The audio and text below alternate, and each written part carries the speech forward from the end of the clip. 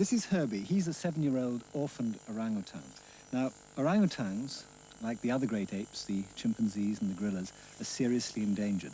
At one time, there were hundreds of thousands, possibly even millions of them throughout the jungles of Southeast Asia.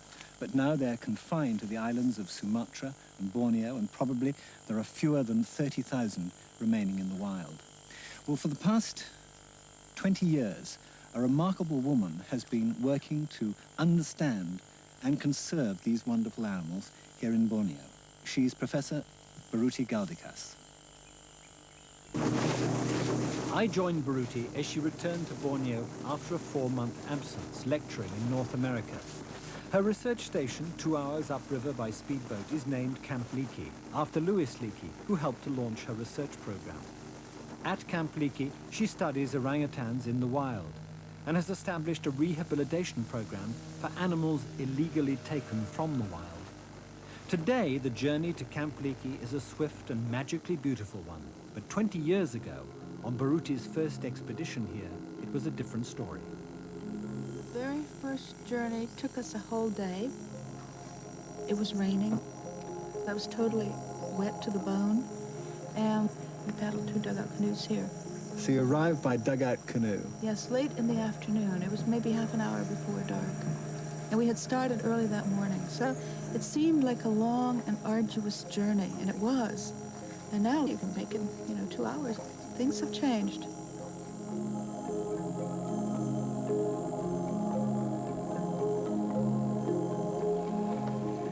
Well, that was a wonderful journey. Yes, it was very nice too. Do you want any of these things? Yes, please. Right.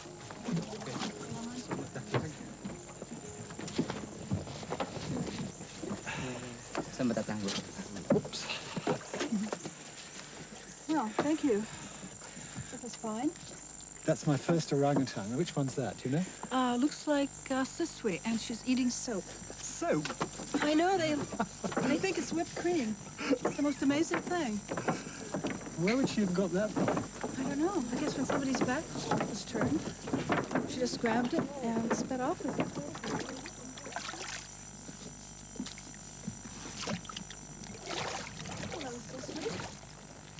Hello, Siswi. Totally uninterested. The soap is much better, right? She hasn't seen me for 4 months. Yeah. She kind of looked at me very briefly, like you again. For an orangutan, this is about the maximum that they will do to indicate the depth of their friendship. They're not very demonstrative, then? No, no. I mean, how can you be sure that she does actually recognize who you are? Because she didn't run away, Uh-huh. because she didn't attack, because she just sat there and for a split instant, our eyes met. She's getting into the water. Is that characteristic behavior for orangutans? Oh, yes. They don't swim, but they're not afraid of the water. I have seen wild adult females up to their nostrils in water crossing this river. Uh-huh. Did they actually get in the water to cool off, as I would love to? I feel very envious of her. Yes. Equatorial sun here. Yes, they do. The ex-captives do. I've never seen wild orangutans do that. But then wild orangutans are not like us. They're not sitting here in the open sun. They're in the shade of the tropical rainforest. How does it feel to be back here again? It feels wonderful. It feels great. Do you miss it when you're not here? Very much so. When I'm not here, this place becomes like a dream that I had. This whole ecosystem is so fragile. All it would take would be 1 or 2 decisions by governmental authorities, and it could just be destroyed. I feel I was destined to study orangutans. It just feels so right. These are my babies.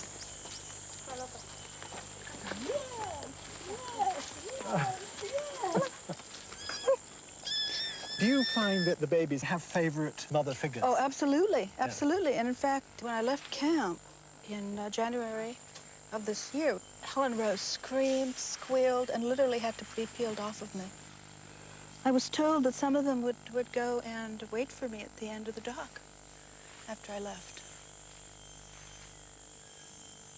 There's Nasution and Helen Rose that I would have expected to leap on me immediately. Nasution seems more interested in her pineapple. And Helen Rose doesn't seem interested in anything at the moment. Ah, here comes Nasution. She's going to come right over. Yep. Yeah, she wants to be kept. But you see, she didn't do it immediately. She took her own sweet time about it. I knew she would. In the olden days, I had infant orangutans sleeping with me in the same bed. I ate with them, I bathed with them, and now it's very difficult for me to do that because I have children of my own. You've been in that situation to compare development of infant orangutans with human infant development. Right. I mean, how do they compare? Very, very similar. The only difference is that at a certain stage in the human infant's life, the human infant starts using language. Yeah. And then the similarity starts to disappear. But, you know, until the human child is about a year of age, the ape infant is actually ahead of the child in terms of motor skills. Really? An orangutan infant can cling to his or her mother at the age of 2 minutes. They're able to walk. They're able to do all kinds of things that a human baby or infant is not able to do until he or she is many months old. Right. Yeah.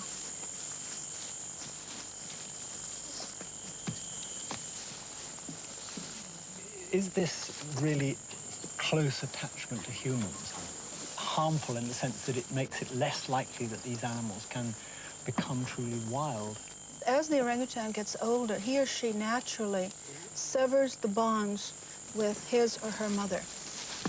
When the orangutan grows up, once he or she becomes an adolescent, and later, case of males, a subadult male, he or she leaves the mother totally. Right.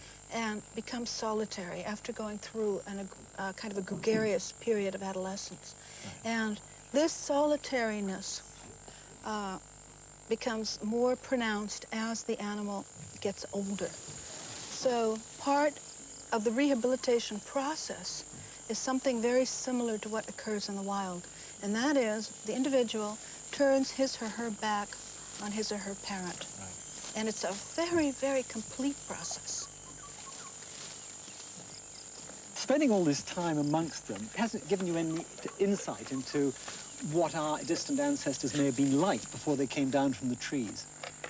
Oh, very much so. Very much so. I think orangutans preserve an innocence that we lost when we left the Garden of Eden. And basically what you have with orangutans is you have creatures who never left the Garden of Eden. They never made that leap. The orangutans live very much like presumably our ancestors lived 10, 9, 8, 7 million years ago, before the split between the hominids and the pungids. The great paleontologist Louis Leakey had something to do with you choosing to come out here, didn't he?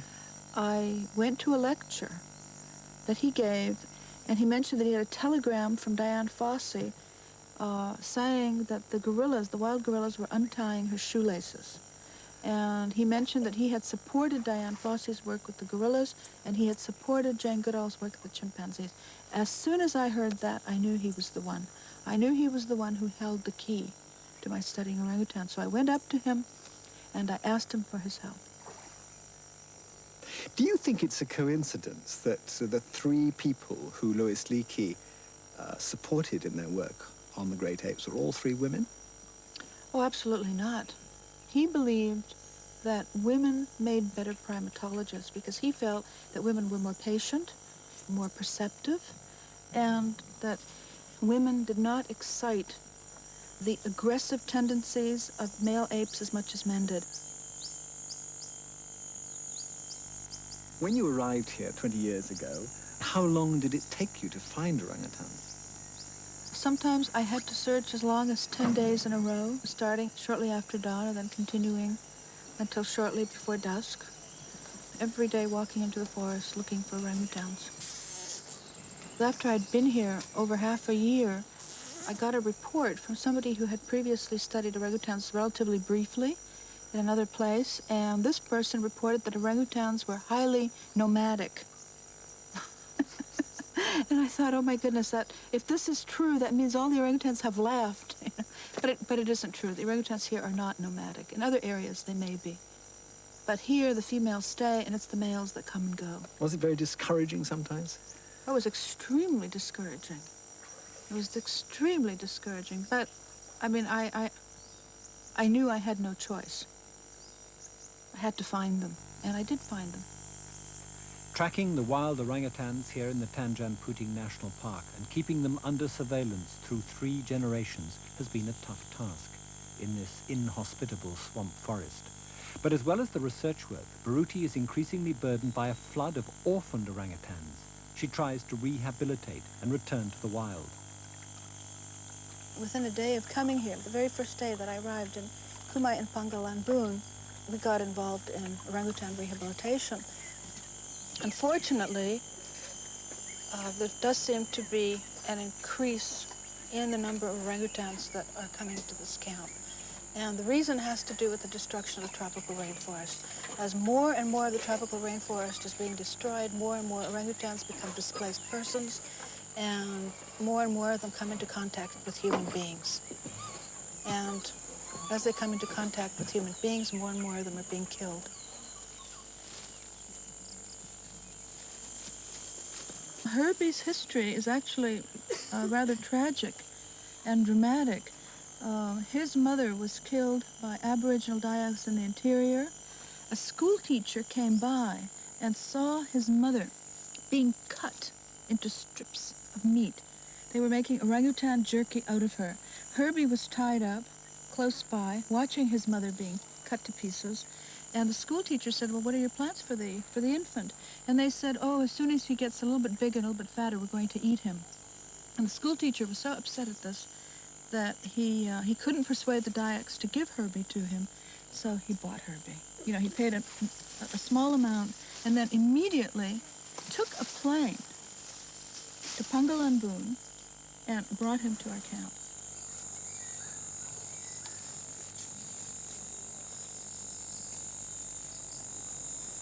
Virtually all the orangutans that are here, except for the little infants, go back to the forest for days, months, years. All of them have made a relatively reasonable adaptation to life in the wild. If an orangutan wants to go back, if he or she is able to make an adaptation to the wild, then certainly we allow him or her to do that. But we never push them out. And in a way, this halfway location, halfway house place that we have here, I think is the best that we can do, given the situation. And the situation is that the forests all around this park are being denuded, are being depleted. As more and more of these animals are being brought to you Yes. to look after, is it hindering your other work? Well, yes, it is. The reason that I came here was to study wild orangutans. And that work continues, now involving a growing number of Indonesian students. Let's just talk a bit about the sort of daily routine when you're out observing orangutans. Yes. Presumably those orangutans are doing much the same thing every day. Yes, basically they eat. They forage. They eat and they eat and they eat. And that is the goal of an orangutan's life, or certainly a female's life, is to eat, eat, eat, and eat. And these bouts of eating are punctuated by relatively rare events, such as orangutans meeting other orangutans, such as mating. And in the case of the males, fighting with other males or chasing other males. And if they're adult males, with cheek pads, giving the long call.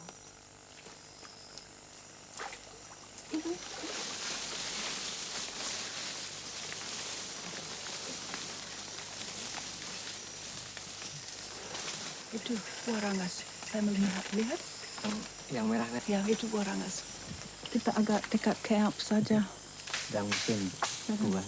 I've been in this forest for 19 years, and I am still in total awe of it. How about those moments, though, when you're confronted with an adult male orangutan?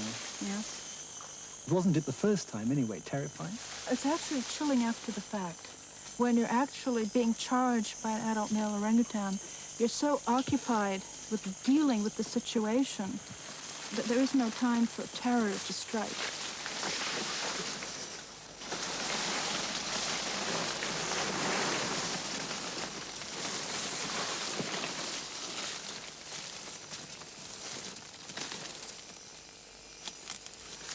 You just have to look them in the eyes and stare them down. If you run once, then you can never go back. Once you run once, that means you have to run forever. And I mean, I plan on being in these forests as long as I can. I plan on being in these forests perhaps until the day I die. And I can't afford to run. I mean, I have to stay.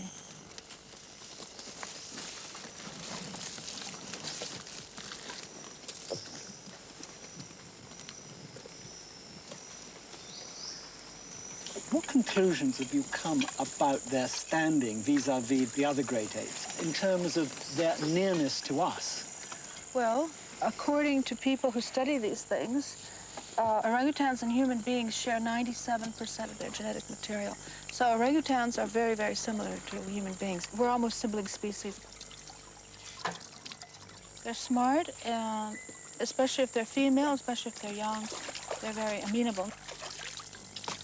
An orangutan doesn't have the same need for social approval that a human does or a chimpanzee does. A chimpanzee will do things just because it makes his or her keeper smile. Orangutans are not into it, but they're terribly engaging. Just terribly engaging. And of course, this is what fuels the pet trade. And not just the pet trade. The tendency of orangutans to imitate human behavior has led to their commercial exploitation for entertainment, particularly in feature films. This animal was never taught to do the laundry. She just watched and followed suit. How much of that smartness that you perceive in the animals that have been brought up among humans, how much of that is actually just them imitating human behavior? Some of it is imitation, a lot of it is imitation, but the fact that they even imitate is indicative of how smart they are. Yeah. Is it true that one of them tried to get in and drive the boat once? Many times, many times. And in fact, once we had the boat in the river, the big boat, and the boat was going, an orangutan jumped into the boat, the driver jumped out, the boat was still going, and the orangutan somehow got the boat into, she got it into reverse, and the boat went into the bushes. These are the kinds of things that they do. And I don't know if you've noticed, but the boats in our camp, they're all underwater, because if we have the boats on top of the water, the orangutans take them for joyrides. We have to do that. Otherwise, we lose our boats. We find them, 2 kilometers downstream. If their closeness to us was formally recognized, though, this would have some pretty drastic consequences, wouldn't it? Oh, absolutely. Absolutely. Well, the first thing, of course, is that to kill one would mean murder. Destroying their habitats might have legal consequences as well. I mean, there's all kinds of things. Missionaries would want to convert them. I mean, people would want to sell them insurance. I mean, there's no limit to how far it would go. But initially, our whole behavior towards the great apes would have to be re-examined. Now, you put a great ape in a circus, you hold him or her in a zoo. It isn't seen as a problem as long as you treat them right. But if they were classified as homo, then suddenly this whole thing has to be viewed in a totally different light. And our treatment of the great apes suddenly seems quite outrageous.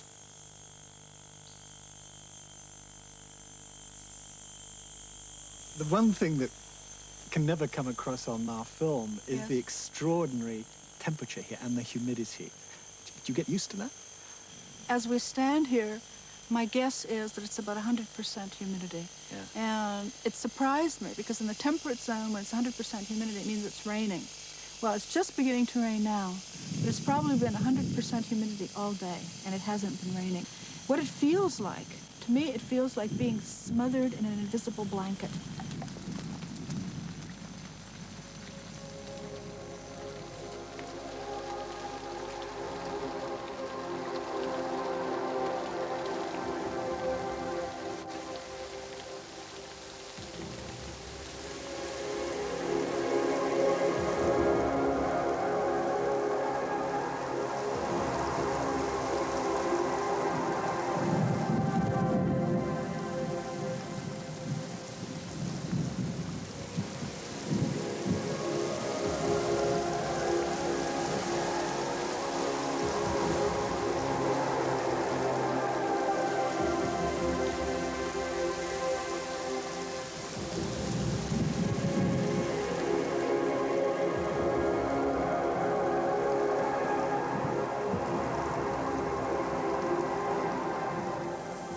problem facing the orangutan species and the reason why orangutans are poised on the verge of extinction really has very little to do with orangutans themselves. It has to do with the destruction of the tropical rainforest. Orangutans increasingly have no place to go. As the forests are being cut down, orangutans are increasingly becoming displaced persons. The Malaysian Forestry Department is reporting for the first time in human history that wild orangutans are emerging out of the forest and scouring for food in garbage dumps. They're finding wild orangutans literally dying of starvation in the middle of rubber plantations that 20 or 30 years ago were primary rainforest. This is the problem.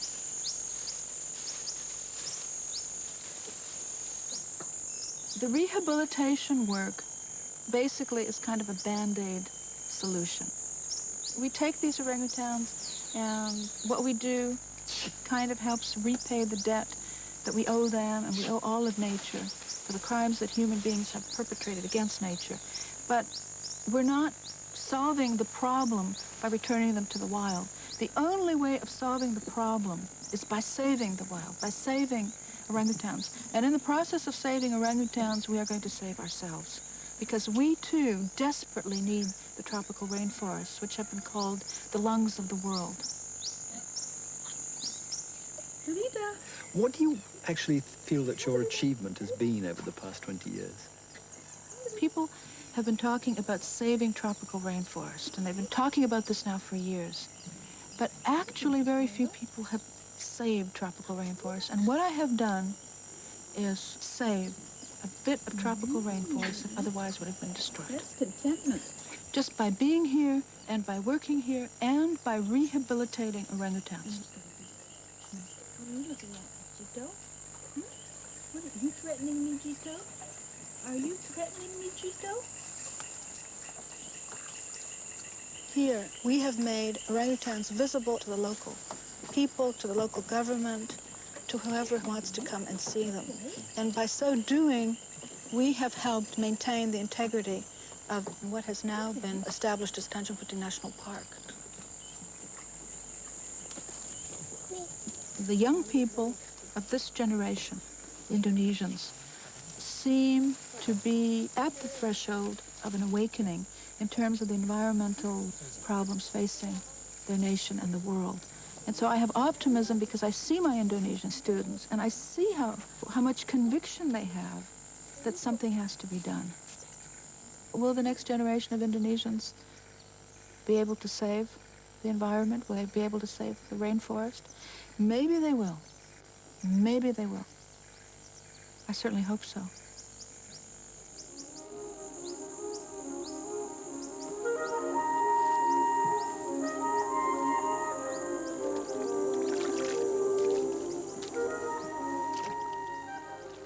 Next week, Nature Watch follows the changing fortunes of the Mauritius kestrel, a bird so endangered that 8 years ago there were only 2 known eggs left. That's next Tuesday at 8:30.